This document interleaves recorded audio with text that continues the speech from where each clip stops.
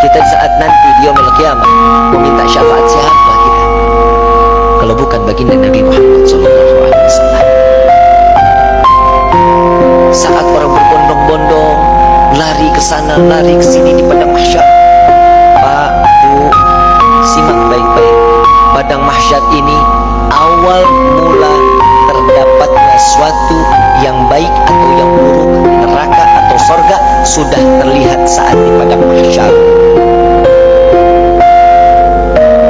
Padang mahsyar, Nabi SAW mengatakan, orang yang berbondong-bondong masuk ke dalam padang mahsyar tidak akan mengenal siapa suaminya, tidak akan mengenal siapa bapak dan ibunya, bahkan anaknya. Mereka nafsi-nafsi, sendiri-sendiri, berharap cemas di hadapan Allah. Satu orang akan ditumpuk 1000 orang di atasnya. Orang yang dapat menginjakkan kaki di padang mahsyar, dia adalah manusia yang aman. Sampai-sampai fitnah daripada padang mahsyar, ada seorang ibu yang sedang menggendong bayinya, menaruh bayinya di padang mahsyar, di tanah padang mahsyar, diinjak bayi tersebut agar lebih tinggi. Nggak sadar dia, anaknya dijadikan satu pijakan agar dia selamat dari siksaan padang mahsyar. Para wali min awliyaillah, orang-orang saleh, berbondong-bondong keliling ke Nabi Allah Adam. Wahai Nabi Allah Adam, berikan kami syafaat.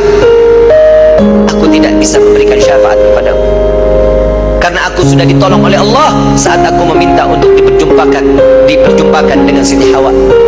Saat ini sampai sekarang kita kenal pada mahsyar daripada Arafah. Itu pertemuan antara Nabi Allah Adam dengan Siti Hawa. Ditolong oleh Allah. Jalan lagi kepada Nabi Musa. Ya Nabi Allah Musa, tolong kami selesaikan siksaan padang mahsyar. Mereka ada yang tenggelam sampai mata kakinya karena dosanya, ada yang sampai kepada lututnya, ada yang sampai ke pinggangnya, bahkan ada yang sampai pusarnya dan juga dadanya, bahkan ada yang seleher, ada juga yang sampai di ujung daripada hidungnya, dan juga ada yang di atas kepala, bahkan 2 hasta di atas kepala, tenggelam karena dosa-dosa mereka. Kebayang setiap manusia, insan, masuk ke dalam lautan, tenggelam di lautan, sebentar akan mati. Siksaan akan berakhir. Saat di padang mahsyar, siksaan tersebut sudah tidak akan pernah ada kematian, melainkan menikmati siksaan tenggelamnya setiap manusia. Sudah tidak akan lagi ada kematian.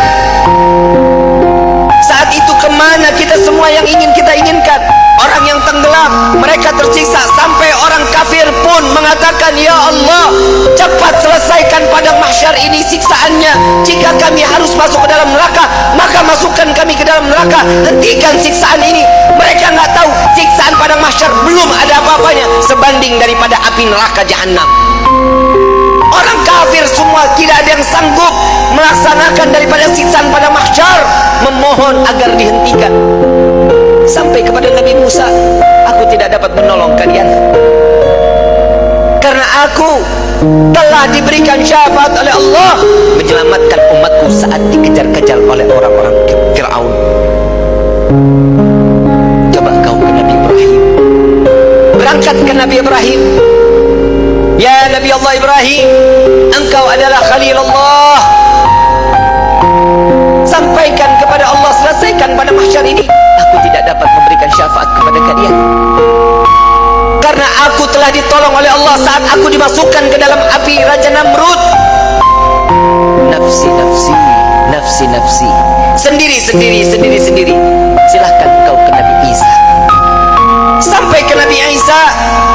Ya Nabi Allah Isa, engkau adalah Ruhullah. Sampaikan kepada Allah agar berikan syafaat kepada kami, selesaikan siksaan pada mahsyar. Apa jawaban Nabi Allah Isa?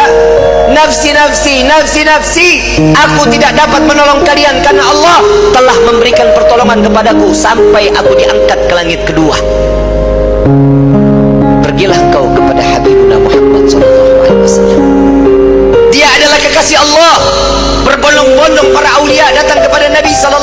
Ya Rasulullah, berikan kami syafaat sebelum orang tersebut tersebut berbondong-bondong datang kepada Nabi.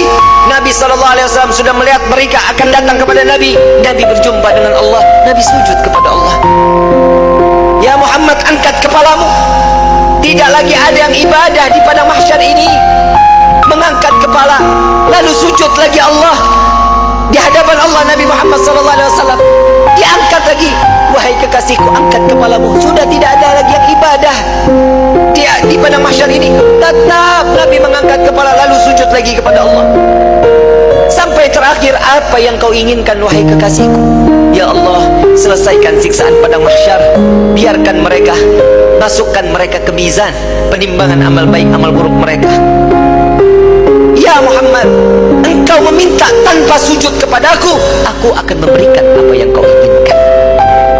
Nabi Muhammad SAW tanpa sujud, jika dia meminta kepada Allah pasti akan dikabulkan. Dengan akhlak baginda Rasul SAW, beliau sujud, tahu beliau adalah seorang hamba yang pantasnya untuk sujud kepada Allah. Dia adalah Nabi SAW.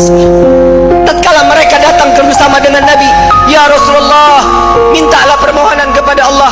Apa jawaban Nabi? Analaha, analaha, analaha. Aku yang dapat menolong kalian. Aku yang akan memberikan syafaat kepada kalian. Aku yang akan membebaskan kalian dari siksaan padang mahsyar di hari ini. Saat dia meminta selesai padang mahsyar, masuk mereka semua ke mizan.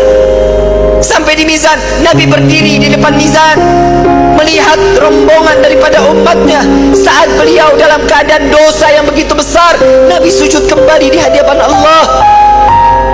Ya Rabb, doa baginda Rasul SAW, ya Allah, ringankan beban dosa umatku,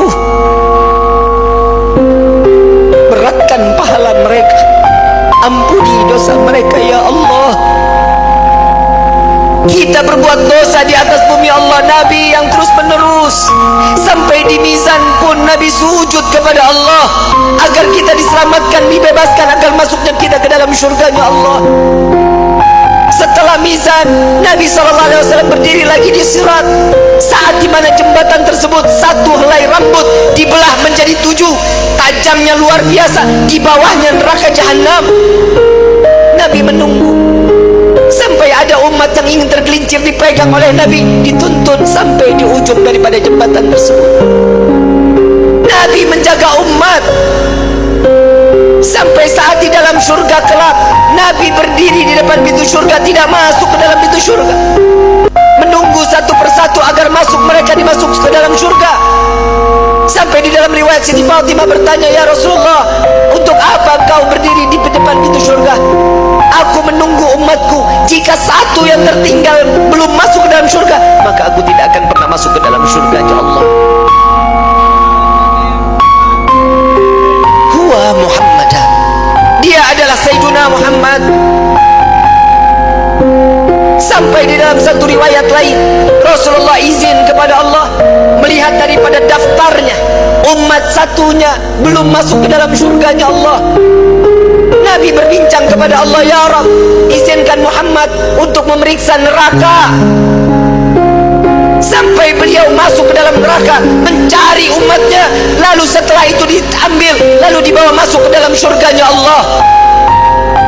Dia adalah Sayyiduna Muhammad, dia adalah pemimpin kalian, dia adalah Nabi kalian, dia adalah Rasul kalian. Tidakkah kalian malu tatkala kalian berbuat dosa di hadapan Allah? Sampai kapan hidup kita selalu tutup mata di dalam kemaksiatan kepada Allah? Hei para alim ulama, hei para kiai, hei para habaib, dosa apa yang kalian lakukan sampai terus menerus Indonesia diberikan daripada bala dan bencana? Wahai umat Nabi Muhammad, dosa yang mana yang kalian lakukan sehingga kalian enggan untuk bertaubat kepada Allah? Tubna ilallah, tubna ilallah. Taubatlah kepada Allah, mohon ampunlah kepada Allah.